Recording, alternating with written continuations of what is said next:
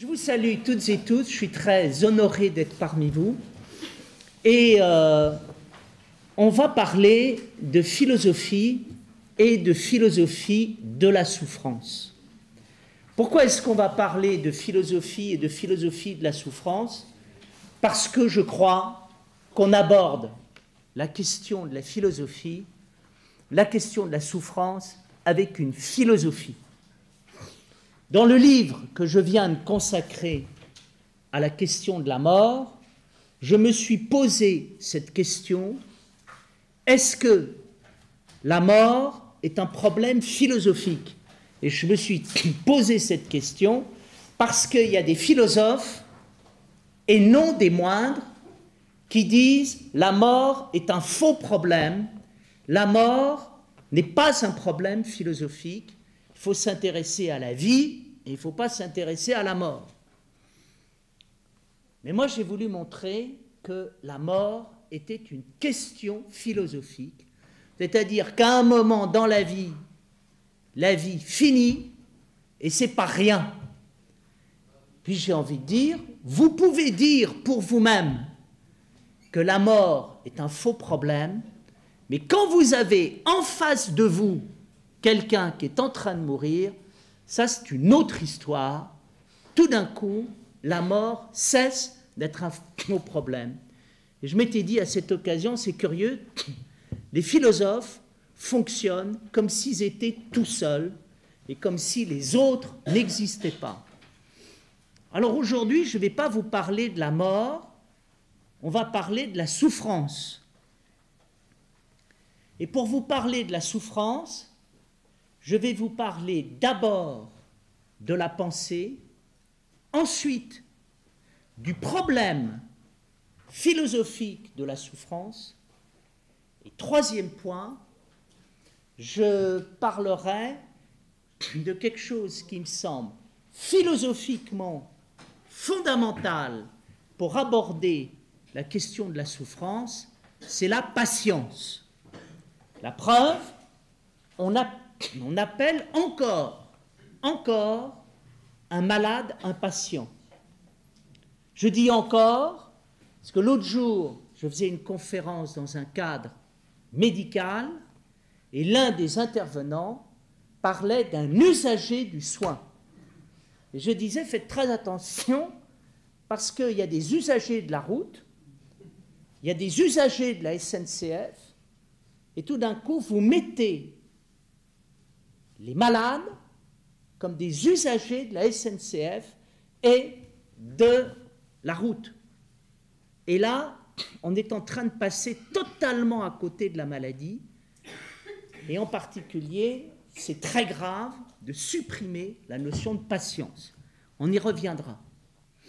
Alors le premier point, c'est que je tiens toujours à dire que je suis philosophe et que je vais vous apporter ce que j'ai compris de la philosophie, mais je ne vais pas vous apporter des recettes, des méthodes, des techniques pour régler le problème de la souffrance. Ça, je ne sais pas faire. En revanche, je peux parler de philosophie. Je peux parler de philosophie, pourquoi? Parce que la question de la souffrance est au cœur de l'expérience de la pensée. Il n'y a pas de pensée qui puisse penser sans faire l'expérience de la souffrance. Qu'est-ce que c'est que la souffrance? La souffrance, c'est deux choses contradictoires qu'il faut essayer de faire tenir ensemble. D'un côté, c'est l'esclavage, et de l'autre côté, c'est la liberté. L'esclavage, c'est ce qui se passe quand je souffre au sens où j'ai une douleur insupportable.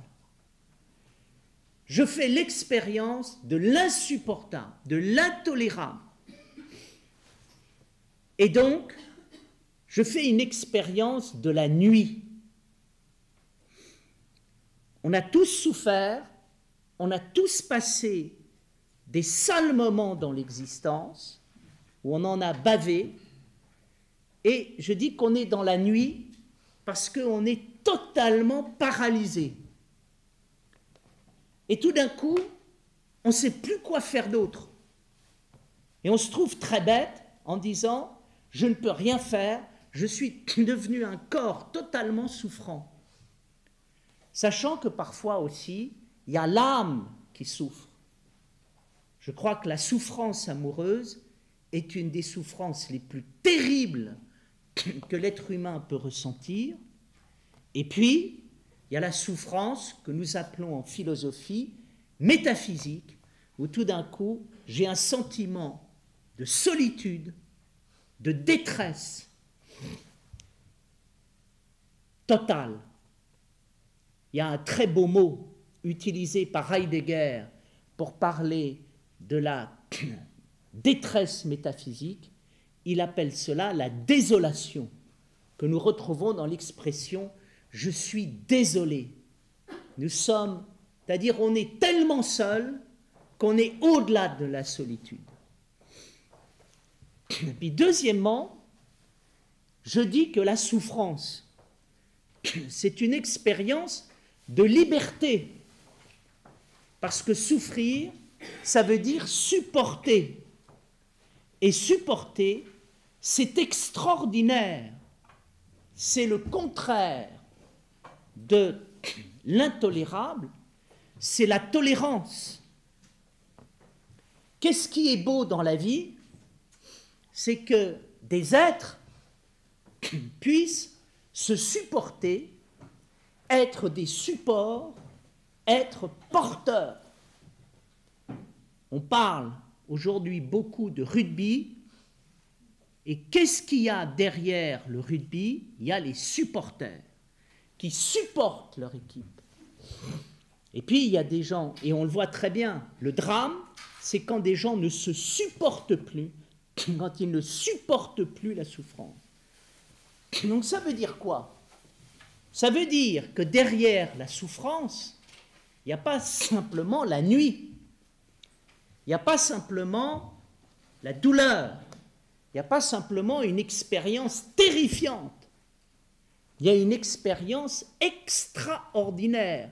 C'est que les gens qui sont capables de supporter sont les héros de l'existence et ce sont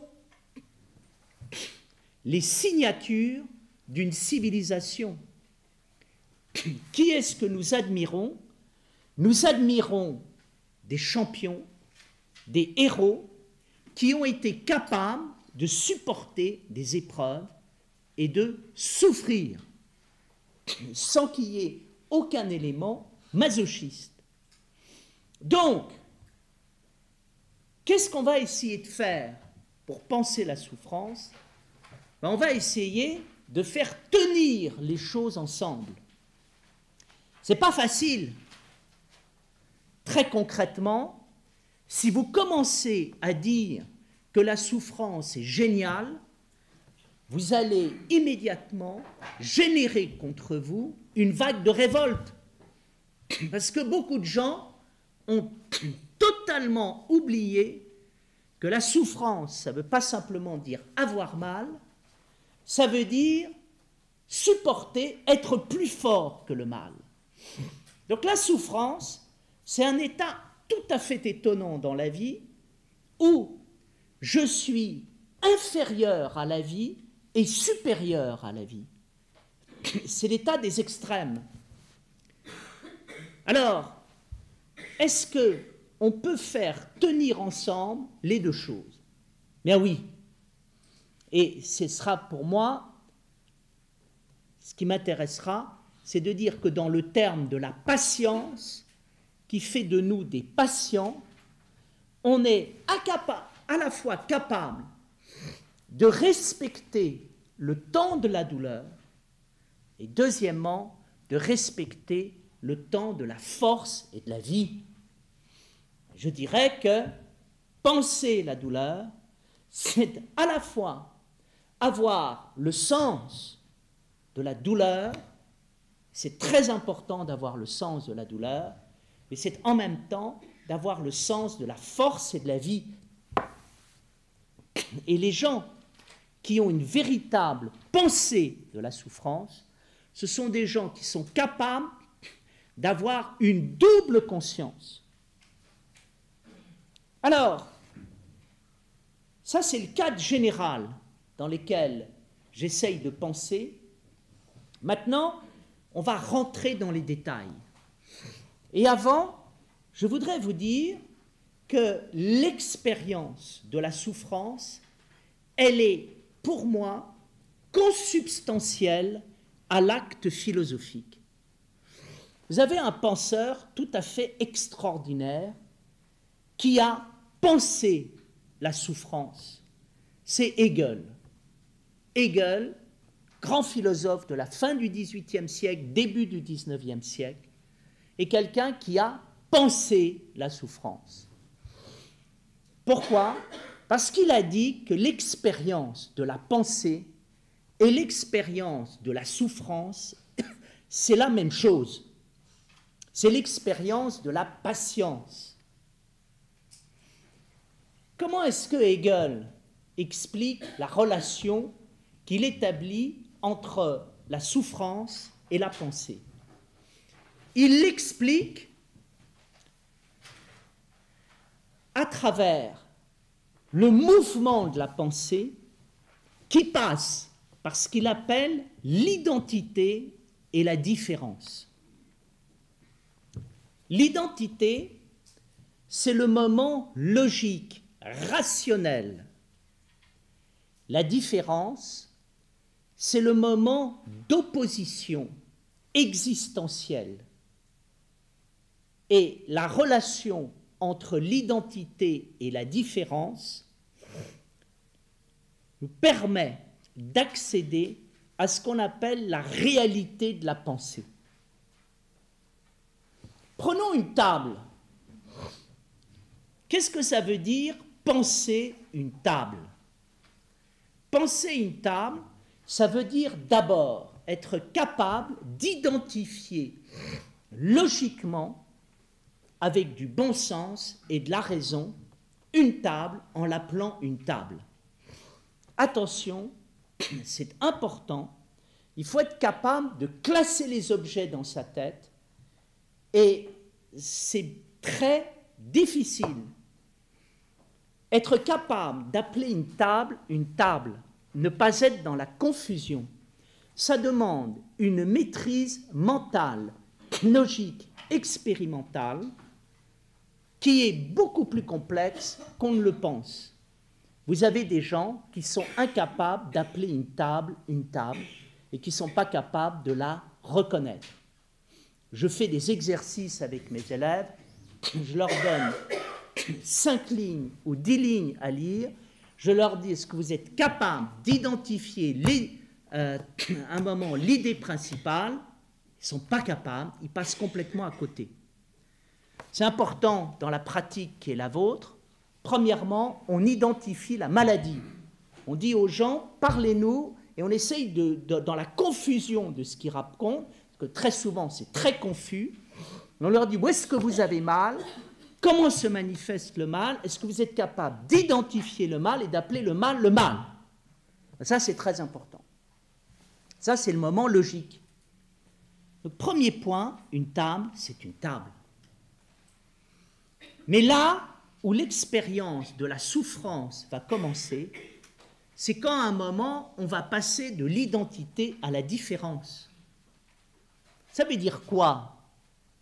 La différence, ça veut dire la contradiction. Et ça va vouloir dire qu'à un moment, une table n'est pas une table. Voilà, une table n'est pas une table. Ça veut dire quoi? Une table n'est pas une table. Ça veut dire que quand j'ai expliqué qu'une table est une table, j'ai à la fois dit quelque chose de vrai, mais en même temps, je n'ai rien dit. Parce qu'une table, c'est autre chose. Une table, c'est une table chez vous, dans votre vie. C'est une table que vous avez achetée. un jour au marché aux puces et qui a représenté quelque chose au niveau affectif.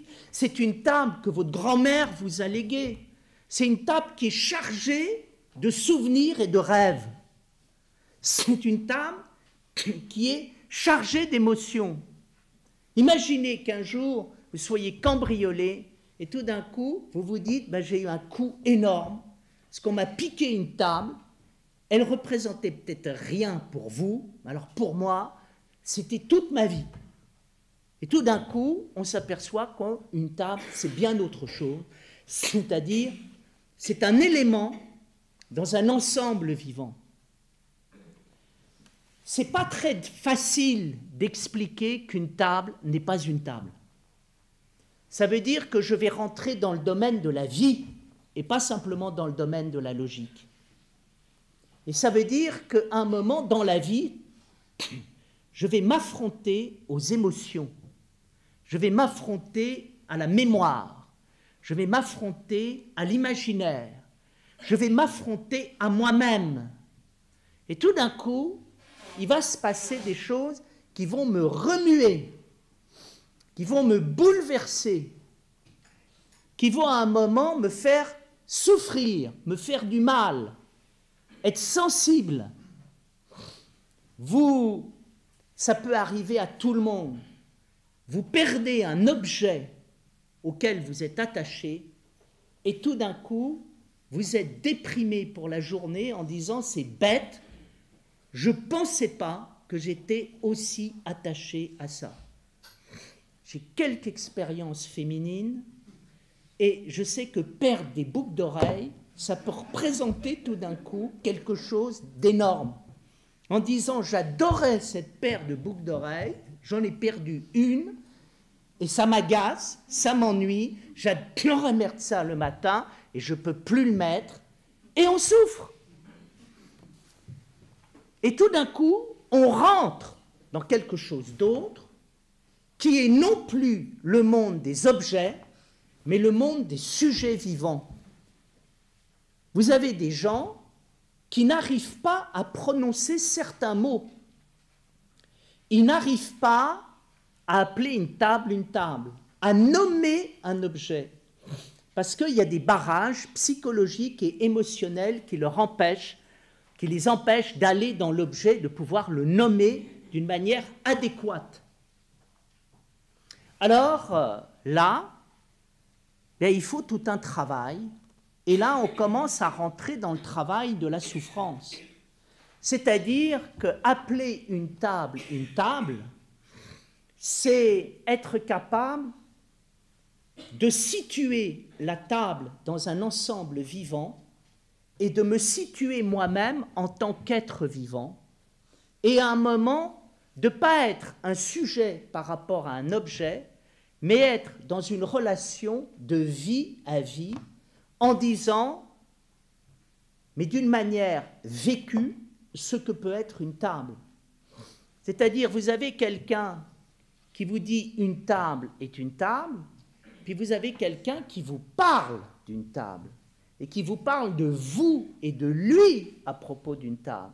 Et vous dites, attendez, là, il s'est passé quelque chose.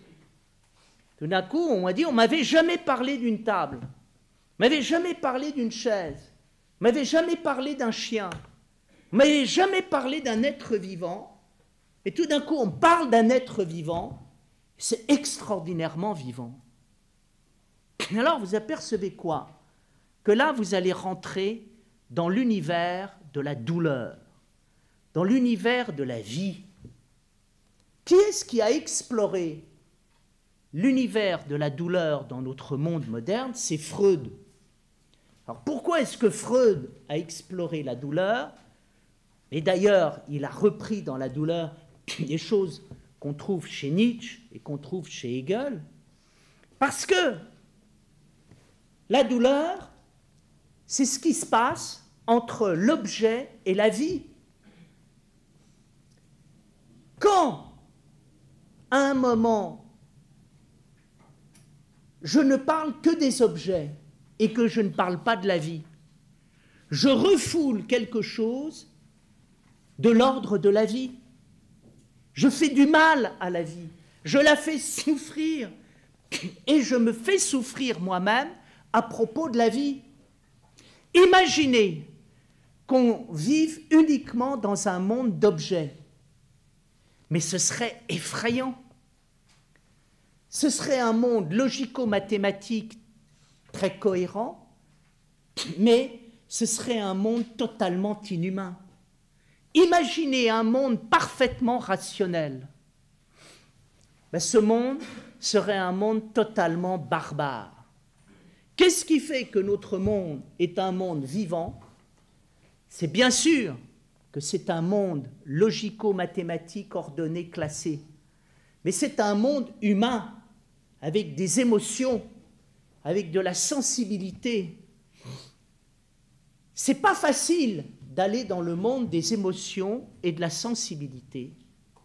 Je ne sais pas si vous êtes comme moi, mais il y a deux expériences qu'on peut faire dans la vie. La première, c'est de fondre en larmes. En ne sachant pas pourquoi on fond en larmes. Un jour, ça m'est arrivé, en plein repas, j'ai une amie qui m'a dit « Tu sais comment les Juifs appellent un cimetière ?» Et elle a dit « Ils l'appellent la maison de la vie. » Et là, j'étais inondé de larmes. Mais je ne savais pas ce qui m'avait pris. J'ai dit « Écoute, je ne comprends pas ce qui m'arrive. Tu m'as ému, mais à un point que j'aurais jamais cru. » La première fois que ça m'arrive dans la vie, et même maintenant quand j'en parle, je suis au bord des larmes, parce que ça m'émeut. Et là, ça touche des choses dans l'inconscient et au niveau de l'émotion profonde qui sont énormes. Et puis, il y a des moments où c'est l'inverse. Vous êtes incapable de dire un mot, incapable de parler. Et tout d'un coup, même, vous n'arrivez plus à prononcer un mot. Moi, ça peut arriver. Ça m'est arrivé dans une conversation, tout d'un coup, je n'étais plus capable de parler par rapport à, je ne sais plus ce qui s'était passé dans la conversation. Alors là, on voit quoi? On voit ce que ça veut dire que de parler d'une table. Et on voit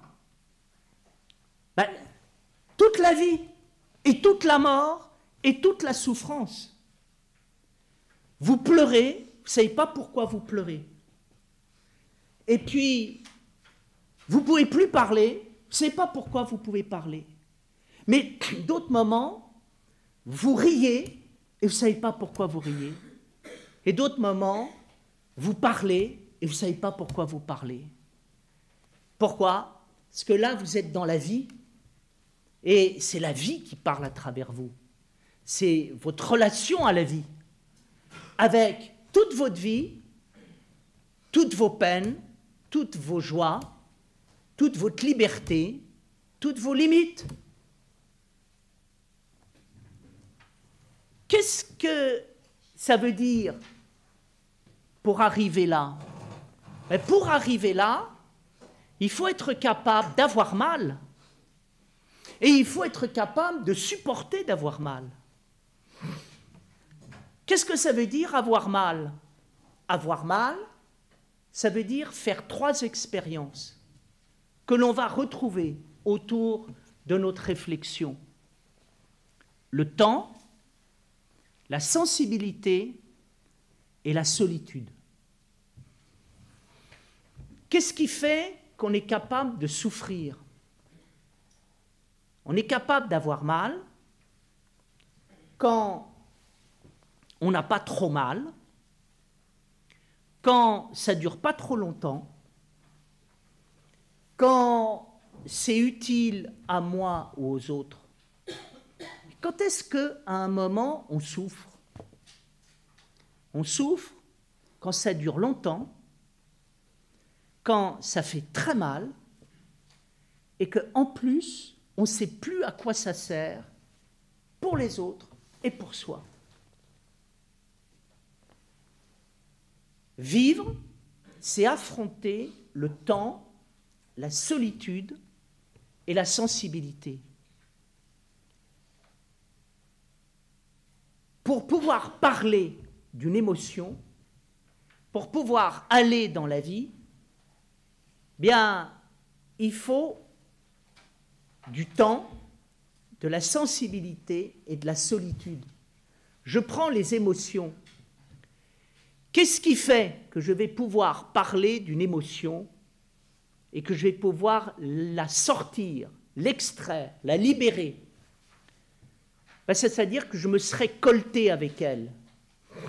Et colté avec elle, ça veut dire que je vais la vivre, ça va prendre du temps, ça va faire mal, puis à un moment, je serai tout seul à vivre mon truc et je ne pourrai pas le communiquer aux autres. Oui, mais parce que je me serais retrouvé ainsi, dans un seul à seul, avec la sensibilité, le temps, et avec, en même temps, sensibilité, le temps, et puis j'en ai manqué un, la solitude, je serais là-dedans, ben j'aurais vécu, je vois que vous suivez, hein. C'était un test. Et donc, là, je vais pouvoir parler de mes émotions. Et là, il va se passer quelque chose qui va être libérateur. Et là, je vais connaître dans mon expérience humaine ce que j'appelle la maladie et ce que j'appelle la guérison. Vous savez, on a tous des trucs qu'on trimballe en nous et qui nous rendent malades. C'est des trucs qu'on a dans le fond de notre âme. C'est des trucs qu'on garde à l'intérieur de la gorge. Des trucs qui sont coincés dans les poumons, dans le foie, dans les intestins, dans le cœur. Bref, dans tous les organes vitaux. Tous les trucs auxquels vous avez affaire tous les jours, dans les différents services dans lesquels vous intervenez. C'est des organes vitaux. Et vous le savez comme moi, tous les organes vitaux sont en relation avec des dimensions affectives de notre être. Quand quelqu'un a des problèmes, le foie est lié aux yeux et est lié à tout le problème de l'affectivité. Vous voyez, les reins, c'est très affectif, les poumons, c'est très affectif, etc., etc. Alors nous apercevons quoi? Ben, nous apercevons que les maladies, on les trimballe tous avec nous, parce qu'on porte tous à l'intérieur de nous des émotions qu'on n'est pas arrivé à exprimer. Et puis tout d'un coup, au cours de la vie, on arrive à exprimer une émotion fondamentale. Et tout d'un coup, là, on a l'impression d'être guéri. On a l'impression d'être libre. Alors je crois que toute personne qui a fait une psychothérapie, et qui a fait une psychothérapie heureuse, bien, vit à un moment cet aspect libérateur. On disait souvent, pour se moquer de la psychanalyse, que la psychanalyse, voilà, quelqu'un disait, avant, j'étais mal dans ma peau. Et le type dit, qu'est-ce que t'a apporté la psychanalyse? Je suis toujours mal dans ma peau, mais je sais pourquoi. Ben, je pense que sur un mode humoristique, c'est une manière de dire une vérité. Revenons à Hegel. Premier point, l'objet. Deuxième point, le sensible, la vie. Qu'est-ce que ça donne, la rencontre entre le sensible et la vie?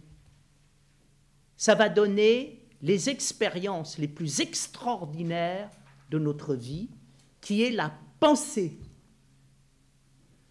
La pensée, c'est la même chose que l'art. C'est ce que nous dit Hegel. Il nous dit, l'art, c'est l'expression, la révélation de l'absolu. C'est quoi l'expérience de la pensée? La pensée, c'est la création d'un état de conscience dans lequel nous nous rendons compte que la vie est extraordinaire, qu'il est extraordinaire d'exister, que vous existiez, que tout existe, que nous soyons là.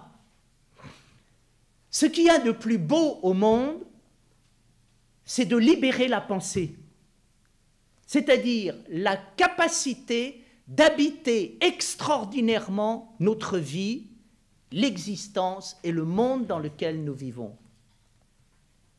Quand nous voyons de l'art, pourquoi ça nous plaît? Ça nous plaît parce que l'art est transcendant, parce que l'art est lumineux, parce que l'art parle à l'extraordinaire de nous-mêmes. Vous écoutez Chopin, Vous écoutez les premières notes des Nocturnes de Chopin par Claudio Arrau et vous vous dites, c'est ce que j'ai entendu de plus beau dans ma vie. Et vivre, c'est ça. Si vous écoutez Chopin, vous avez réussi votre vie. Si vous écoutez Mozart, vous avez réussi votre vie. Merci Mozart. Je m'en fous de ne pas être Mozart. Il y a mieux que Mozart, c'est d'écouter Mozart. La plus belle définition de Mozart que je connaisse, c'est de dire, après un concerto de Mozart, le silence qui suit ce concerto est encore de Mozart. C'est magnifique. Donc, les moments de pensée dans la vie sont liés à l'extraordinaire de l'existence. Et il y a des moments où tout d'un coup, vous avez la pensée qui rentre en scène, vous avez l'extraordinaire qui rentre en scène, et quand vous avez à un moment fait cette expérience, vous comprenez pourquoi le monde existe, d'où vous venez, où vous allez, ce que vous faites. La vie est extraordinaire, nous venons de l'extraordinaire, nous sommes là pour faire des choses extraordinaires. Mais vous comprenez en même temps toute la douleur du monde. Vous avez des gens qui n'ont jamais entendu ça. Vous avez des gens qui sont effrayés quand on entend ça. Vous savez, il y a des jeunes, aujourd'hui, dans nos banlieues, qui disent « Ma mère m'a jamais embrassé. Mon père ne m'a jamais parlé qu'en m'engueulant. Personne ne m'a dit que j'avais une valeur dans l'existence. Je n'existe pas pour les autres. » Vous avez un grand malheur individuel, social, collectif, parce que l'extraordinaire de la vie est totalement refoulé. Alors, je crois que là, on tient la question de la souffrance. Personnellement, je n'ai aucune connaissance médicale, je n'ai pas les connaissances que vous avez sur les foies, les reins, les poumons, incapable de soigner quoi que ce soit. Mais la question de la souffrance n'en est pas moins la mienne. Parce que si vous traitez des gens qui ont une insuffisance respiratoire, figurez-vous que moi aussi, je traite des gens qui ont une insuffisance respiratoire parce que jamais on leur a parlé de la pensée. Est-ce que vous vous rendez compte qu'aujourd'hui, dans le monde philosophique, il y a une grande partie des philosophes qui sont radicalement contre ce que je viens de dire, en disant que je suis un marchand d'illusions et que tout ce que je raconte, c'est n'importe quoi. Le seul problème qu'il y a, c'est que ce que je raconte, c'est ce qu'a raconté Platon, c'est ce qu'a raconté Saint-Augustin, c'est ce qu'a raconté Spinoza, c'est ce qu'a raconté Hegel, c'est ce qu'ont raconté les plus grands. Alors ça, c'était le premier point de mon exposé. Vous parlez de la souffrance, de la vie, de la mort, de la liberté. Le deuxième point qui me paraît important, c'est l'expérience de notre vie et c'est l'expérience du sens. Et c'est la relation que je fais entre l'expérience de la souffrance et l'expérience du sens. Ça fait un certain nombre d'années que je réfléchis sur la question de la souffrance et je me suis rendu compte qu'il y avait, comme le dit Bachelard, des obstacles épistémologiques qui nous empêchent d'accéder à la pensée de la souffrance. Qu'est-ce que j'ai entendu dire pendant des années que j'entends encore? Quand il s'agit du sens de la souffrance, il y a des gens qui disent « Je suis pour la souffrance utile et contre la souffrance inutile. » Et penser la souffrance, ça voudra dire la souffrance, c'est bien quand ça peut être utile et c'est mal quand c'est inutile. Je pense que cette vision de la souffrance est effarante et me fait peur. Pourquoi? Parce qu'elle dit le contraire de ce qu'il faut dire. C'est exactement le prototype d'une pensée qui pense à l'envers. La souffrance est utile? Non. Quand vous souffrez, vous ne pouvez pas le dire. Quand je ne souffre pas, je peux parfaitement dire la souffrance est utile. Quand je souffre, je ne peux pas le dire. Alors qu'est-ce qui se passe? Il se passe que notre culture a élaboré des dispositifs de rationalisation de la souffrance qui essayent de donner une utilité à la souffrance. Et ces dispositifs de rationalisation qui ont donné une utilité objective à la souffrance ont été des machines à faire souffrir et sont des machines à faire souffrir. Il y a trois choses. Il y a trois manières de résoudre le sens de la souffrance objectivement. C'est de dire que la souffrance est utile à la science, que la souffrance est utile à la morale et que la souffrance est utile à la religion. La souffrance est utile à la science, la souffrance est utile à la morale, la souffrance est utile à la religion. Il y a un point commun entre tout ça, c'est la pédagogie. La souffrance, ça nous apprend quelque chose. Ça apprend quelque chose à la science. Ça apprend quelque chose en morale. Et ça apprend quelque chose dans la religion. Au fond, on dit quoi? J'apprends la souffrance, la science, la souffrance est rationnelle parce qu'elle enseigne quelque chose dans l'ordre de la science, de la morale et d'autre part dans la religion. Vous avez des gens qui disent Dieu, ça s'apprend dans la souffrance. La morale, ça s'apprend dans la souffrance. Et c'est très intéressant d'apercevoir que on a beaucoup étudié l'être humain, la vie humaine, à partir de la douleur.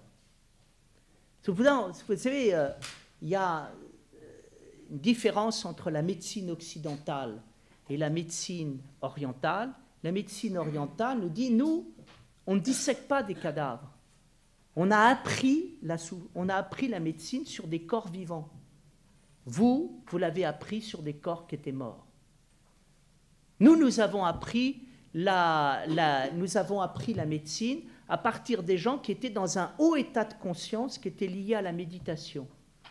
Est-ce que vous avez appris la médecine dans des conditions qui étaient souvent catastrophiques et désastreuses? Donc je crois qu'il y a un premier point ici qui est, ça veut dire quoi? L'utilité de la souffrance, c'est quelque chose qui pose problème. Qu'est-ce qui est juste à propos de la souffrance? Ce qui est juste à propos de la souffrance, c'est de sortir du discours de l'utilité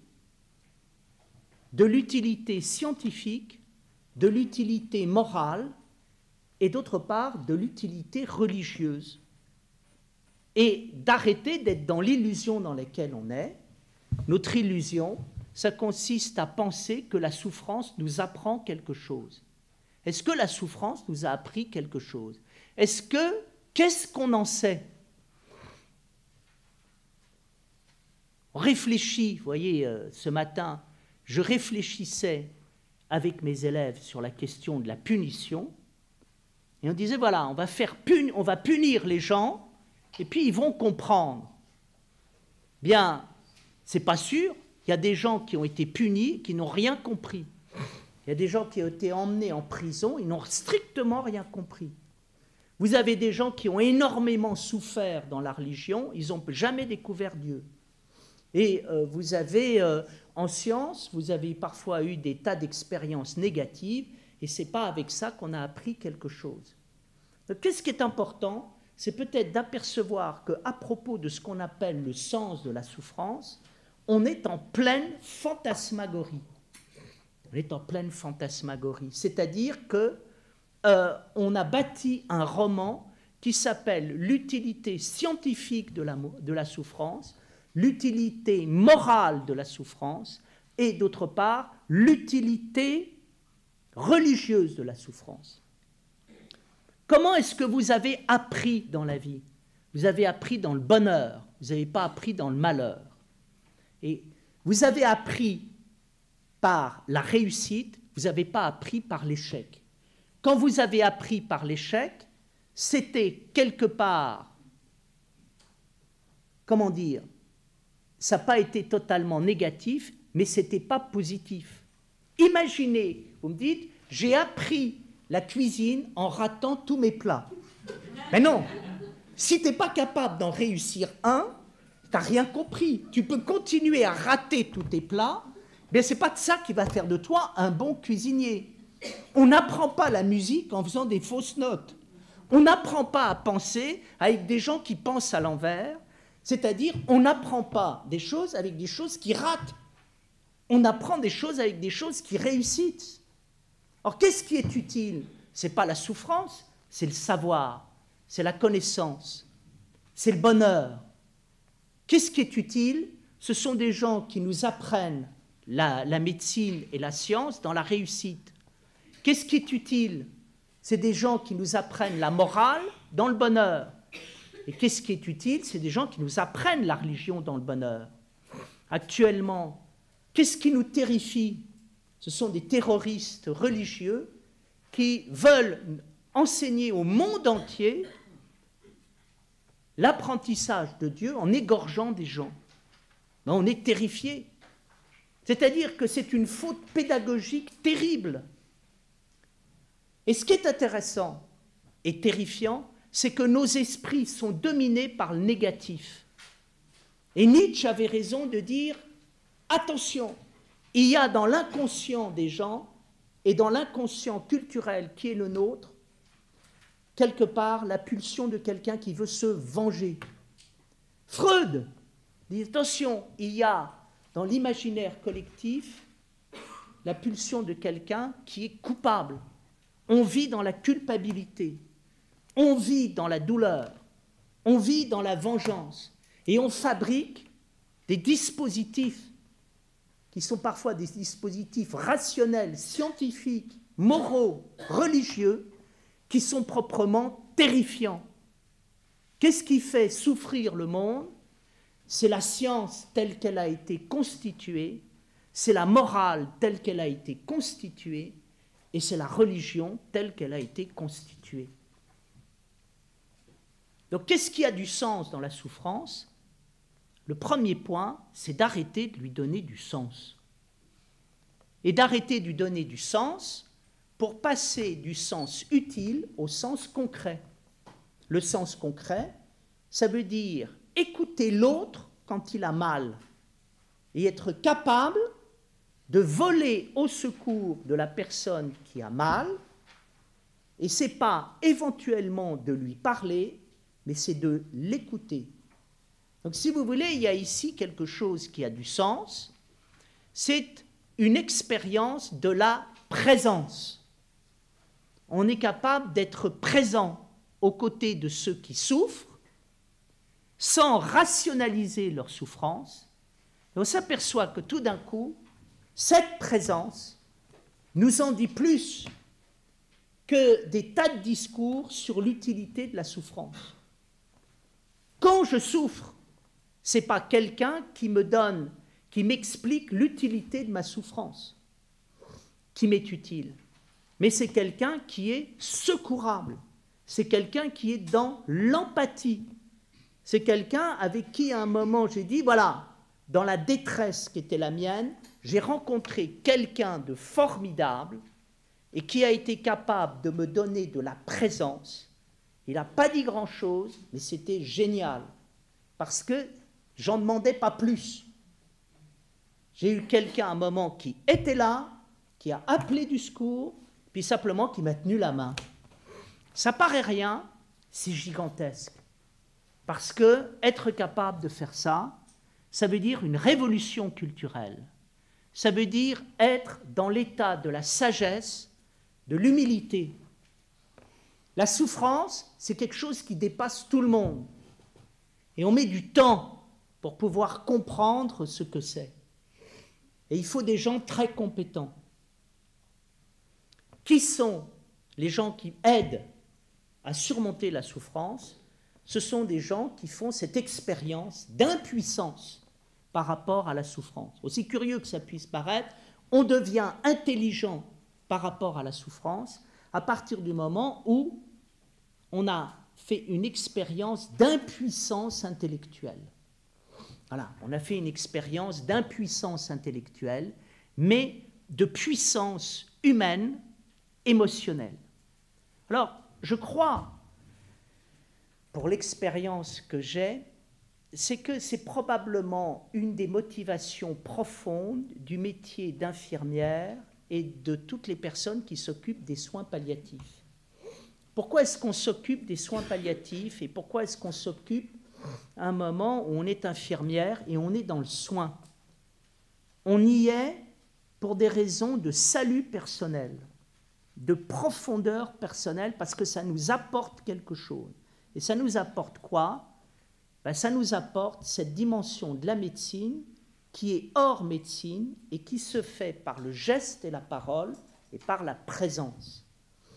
En termes de soins palliatifs, nous savons quoi? C'est qu'il n'y a qu'une chose à faire dans les fins de vie, c'est qu'il n'y a rien à faire. Mais il y a tout à être. Et tout d'un coup, on s'aperçoit que la médecine palliative, c'est celle qui est capable de passer du faire à l'être. On ne va pas vous guérir, mais on peut vivre avec vous ce moment de telle manière que vous allez faire mieux que guérir. C'est autre chose. Vous allez vivre une période de votre vie qui est la dernière des périodes, mais au lieu que ce soit un désastre, ça va être un moment de dignité fondamentale. Et tout d'un coup, là, on découvre des choses qui sont essentielles et qui font partie de la médecine. C'est-à-dire, vous avez des gens, quand on meurt, avec quoi on meurt? On meurt avec l'être, on meurt avec la dignité, on meurt avec l'intelligence de la présence. Et on est dans un espace essentiel. C'est-à-dire, on transforme un espace institutionnel en un espace essentiel. Je l'ai raconté dans le livre qui va paraître la semaine prochaine. Il y a des hautes énergies qui ont lieu dans la chambre de quelqu'un qui va mourir. Et c'est un lieu extrêmement énergétique. Il se passe des choses extraordinaires, sublimes. Il est évident que prendre la main d'un vivant, ça n'est pas aussi bouleversant que tout d'un coup, quelqu'un qui est très fragile dans un lit, qui prend votre main et qui vous regarde. Et tout d'un coup, vous avez un échange pendant une fraction de seconde, et là, c'est un éclair qui vient du ciel, vous êtes foudroyé par l'énergie. Et là, tout d'un coup, vous vous dites, attendez, là, ça a du sens. Alors, qu'est-ce qui a du sens? C'est d'être profondément sensible. Vous voyez, c'est ce qu'on appelle l'humain. Mais l'humain, c'est un mot qui n'est pas tout à fait adéquat pour exprimer ce que ça veut dire. Parce que l'humain, ça fait penser pour nous à de la sensiblerie, alors que l'humain, c'est essentiel. Je suis humain quand je suis, au terme biblique du terme, de la terre. C'est-à-dire, je reviens à l'état terrestre, je suis dans l'extrême humilité, je ne peux rien faire par rapport à la souffrance, je ne peux qu'être, je ne peux que mettre une compresse d'eau froide sur le front brûlant de quelqu'un, je ne peux que même pas, on ne peut même plus nourrir la personne, mais il y a des regards, il y a des présences, il y a des choses qui s'échangent, et tout d'un coup, on est dans un espace extraordinairement soignant, et on découvre qu'il existe une médecine de l'être, une médecine de la parole, une médecine du geste, une médecine de choses absolument minimales, mais tout à fait extraordinaires. Et à un moment, vous pouvez sortir en disant, voilà, j'accompagne des gens qui vont mourir, et je suis dans un état de joie infinie parce que c'est absolument pas triste, même si c'est dramatique, étant donné que tout est essentiel et que ces malades, ce que je vis avec eux est extraordinaire et qu'on vit là quelque chose. Et tout d'un coup, on dit, c'est curieux, ce qui nous raconte le philosophe avec l'extraordinaire, bien tout d'un coup, je l'ai vécu. J'ai compris qu'au fond d'un hôpital, c'était extraordinaire. Donc, si vous voulez, ça, c'est des moments que j'ai vécus. Arrivé dans un service d'hôpital à 2 heures du matin, tout le monde dort, il y a juste l'infirmière de garde, faites un petit signe, vous rentrez dans la chambre, vous voyez partout les médecines, des machines qui bipent, vous prenez la main de votre mère qui va mourir dans quelques heures, et tout d'un coup, vous vivez quelque chose à 200%. Vous rentrez dans le taxi, et le taxi vous dit « J'aime les fils qui aiment leur mère ». Vous voyez? Et là, vous êtes dans des moments sublimes de l'existence. Alors, comment est-ce qu'on y arrive dans ces moments? Dans ces moments, on y arrive quand il n'y a plus de science, quand il n'y a plus de morale, quand il n'y a plus de religion, il n'y a que de l'être, il n'y a que de la vie, il n'y a que de la présence. Ce n'est pas des images religieuses, morales ou scientifiques qu'on plaque. C'est autre chose. Ça se passe ailleurs. Donc, qu'est-ce que c'est que l'expérience objective? L'expérience objective de la souffrance, c'est ce moment où je saurais être humble à l'égard de la souffrance de l'autre, et j'appellerai la souffrance de l'autre, et je serai capable de dire, je ne sais pas quoi lui dire. Je ne peux pas lui dire quelque chose. Il me pose la question, pourquoi est-ce qu'on souffre? Je n'en sais rien. Pourquoi est-ce qu'on vit? Pourquoi est-ce qu'on meurt? Je n'en sais rien. Mais je peux être là. Je peux être présent. Et je peux, au sens fort du terme, accompagner. Est-ce que ça veut dire que tout discours objectif sur la souffrance n'a pas de sens? Pas du tout. Au contraire. Tout à l'heure, en parlant de Hegel, je vous ai dit, penser la souffrance, c'est être capable le fait de dire tout et le contraire de tout. Non, penser la pensée, c'est être capable de dire tout et le contraire de tout. Ben, la souffrance, c'est la même chose. Pourquoi? Parce que d'un autre côté, quand on dit qu'il y a de la souffrance qui est inutile, c'est faux. La souffrance n'est pas inutile. Parce que souffrir, ça veut dire supporter, et supporter, c'est jamais inutile. Supporter, ça veut dire quoi? Ça veut dire faire l'expérience du temps, faire l'expérience de la sensibilité et faire l'expérience de la solitude. Et là, nous apercevons quoi? Qu'il y a beaucoup à dire et que le sens de la souffrance, il est là. Le sens de la souffrance, il n'est pas lié au mal. Le mal n'a pas de sens. La douleur n'a pas de sens. La souffrance au sens de l'intolérable, ça n'a pas de sens. La seule chose qu'il y a comme sens, c'est que ça s'arrête. Mais la souffrance au sens positif du terme de supporter, alors ça, c'est un truc important. Prenons le temps. Le temps, c'est très difficile de supporter le temps. Attendre. Voilà, attendre. Je ne peux pas avoir tout de suite le truc que je veux. Il va falloir que j'attende et que je fasse l'expérience du manque et de la frustration. Qu'est-ce que c'est que la vie? Ben, la vie, c'est un sacré apprentissage du temps, et derrière l'apprentissage du temps, c'est une libération à l'égard de nos pulsions tyranniques. Qu'est-ce que c'est que quelqu'un qui a compris quelque chose de la vie? C'est quelqu'un qui a grandi. Avant, il ne supportait pas d'attendre. Maintenant, il supporte d'attendre. Avant, il n'était pas patient. Maintenant, il est patient. Ben, il s'est transformé. Et là, on dira, qu'est-ce quel est le sens de la souffrance? Ben, le sens de la souffrance, ça en a quand je ne sais pas attendre. Qu'est-ce qui se passe? C'est une catastrophe. Et tant que je ne sais pas attendre, j'ai des catastrophes autour de moi. Puis tout d'un coup, j'apprends. Je suis capable d'attendre parce que j'ai appris quelque chose de la vie. Alors là, effectivement, la souffrance, ça a du sens. C'est-à-dire, ce n'est pas le mal qui m'a appris quelque chose, c'est l'expérience de la patience. Et l'expérience de la patience m'a appris le temps. Et donc, pourquoi est-ce qu'on souffre? On souffre parce qu'on vit, on souffre parce qu'il y a le temps, parce que tant qu'il n'y a pas le temps, eh bien on souffre, et dès qu'il y a le temps, on arrête de souffrir.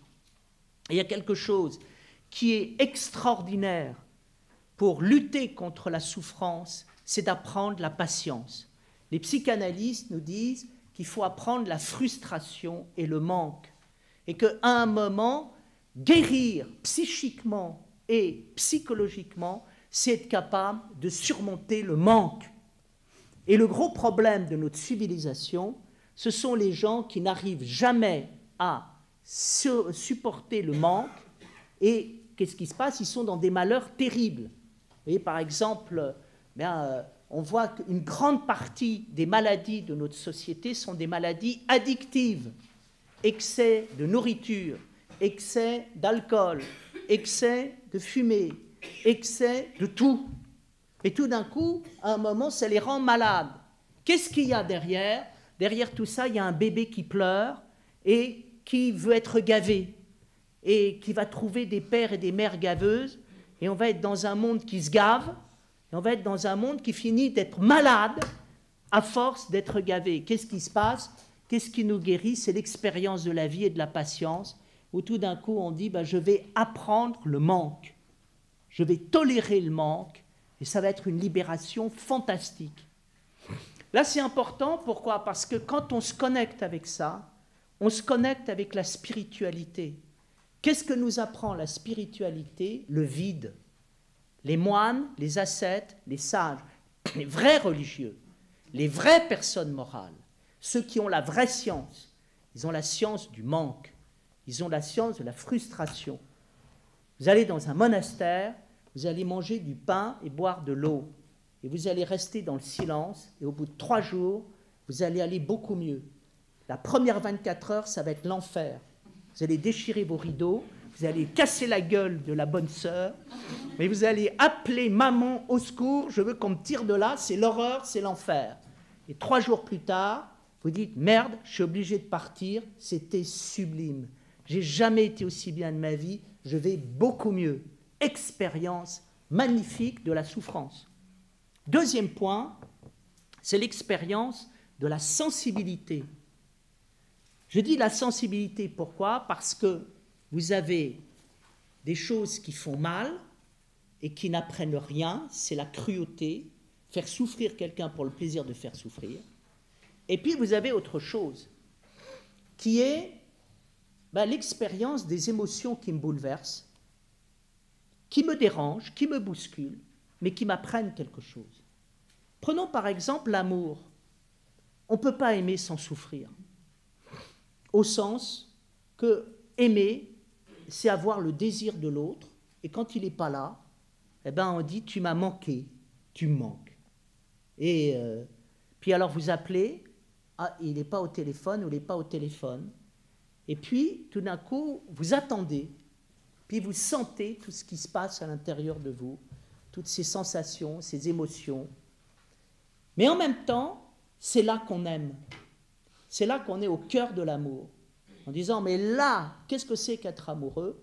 Si à un moment, tu n'as pas attendu quelqu'un que tu aimais, et puis si tu n'as pas ressenti le manque à l'intérieur de l'estomac, je crois que tu n'as pas très très bien compris ce que c'est que l'amour. Donc l'amour, c'est des sensations fondamentales. Et on s'aperçoit de quoi?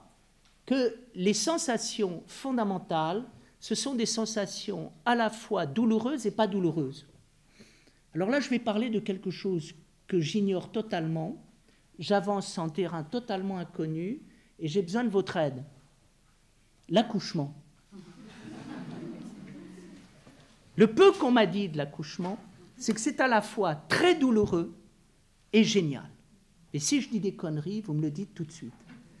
Mais à un moment, il y a cette espèce de coïncidence étonnante où des femmes disent, bien évidemment qu'on a mal, il y a des contractions, c'est difficile, mais une espèce de joie et de paix invraisemblable qui passe par cela. Moi, je peux parler de l'accouchement philosophique. J'ai accouché de bouquins. Encore aujourd'hui, j'ai été levé à 4 heures du matin pour corriger mes trucs.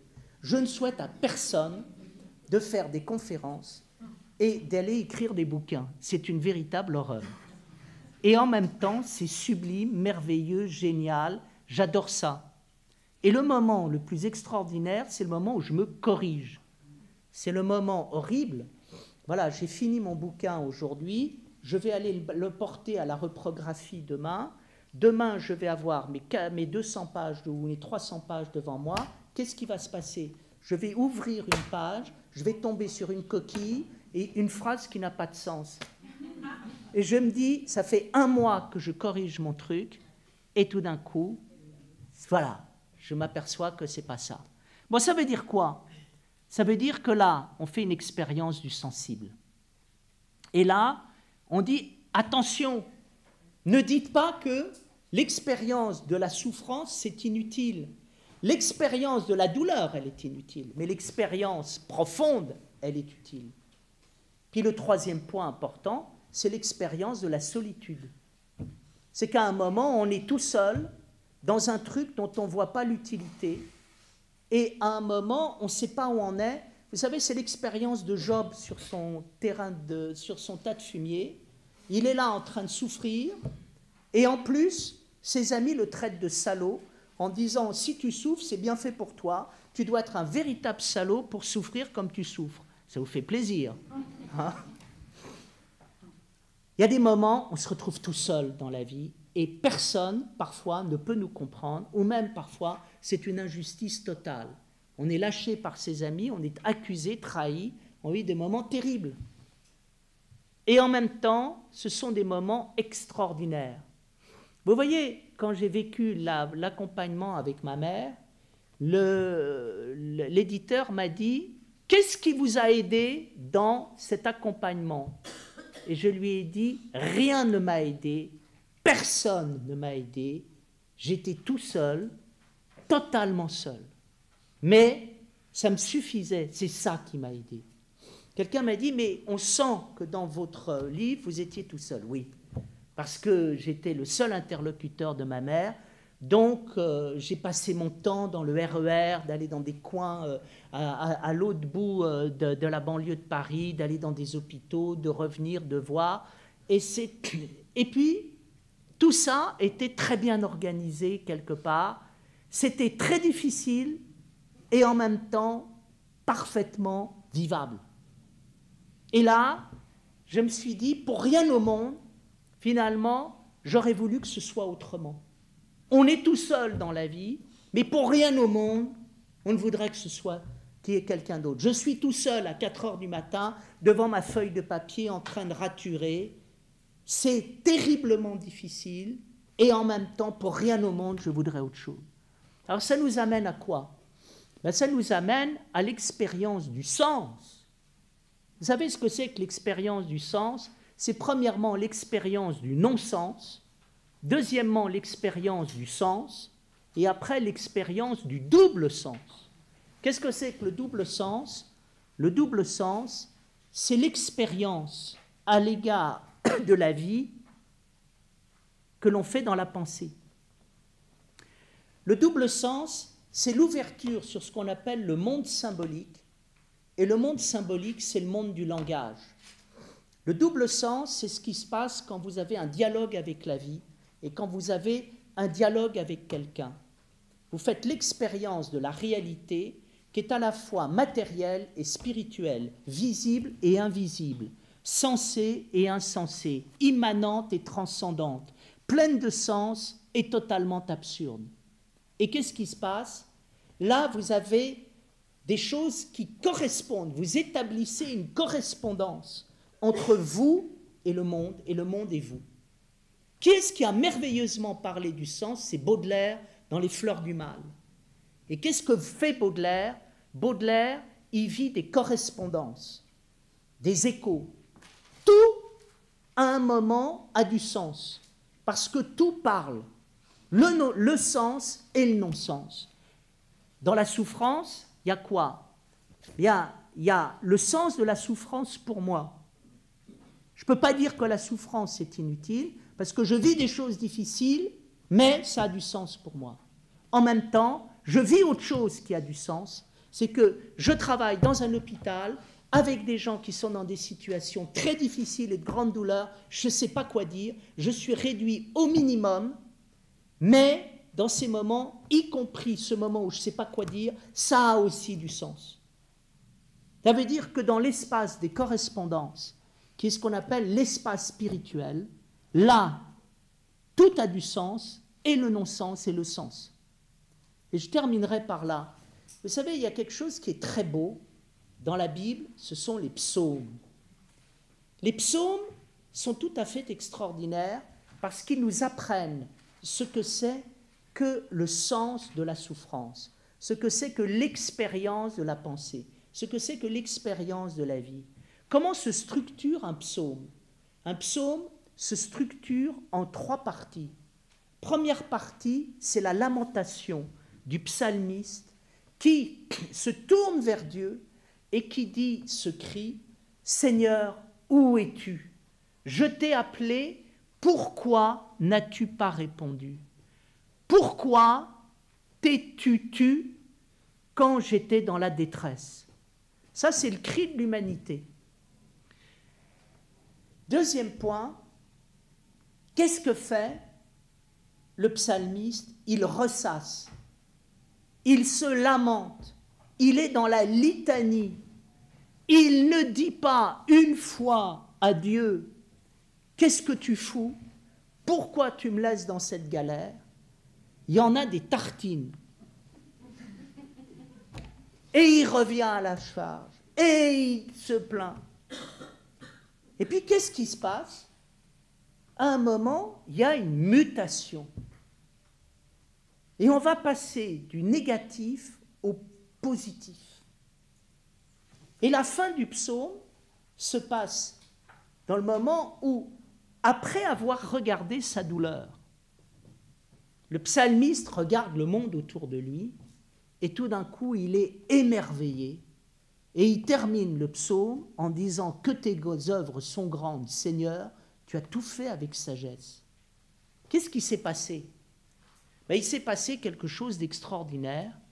C'est que cet homme qui est dans la douleur, cet homme qui est dans la détresse, cet homme qui se sent harcelé par les difficultés, les obstacles, l'inimitié, tout d'un coup, bien, il est passé de l'autre côté. Pourquoi? Parce qu'il a vécu sa douleur. Et qu'en vivant sa douleur, il est rentré dans la vie. Et que tout d'un coup, il s'est aperçu qu'il y avait quelque chose d'extraordinaire. C'est que s'il y avait quelque chose qui s'appelle la douleur, il y a quelque chose de plus encore extraordinaire dans la vie. C'est tout simplement la capacité de vivre la douleur qui fait qu'à un moment, on passe de la douleur à la vie et que tout d'un coup, il se passe une mutation fondamentale. Là, ça veut dire quoi? Ça veut dire l'expérience de la patience. Et l'expérience de la patience, ça veut dire une méthode philosophique, mais qui est une méthode pour tout. Ça veut dire qu'il faut vivre les choses.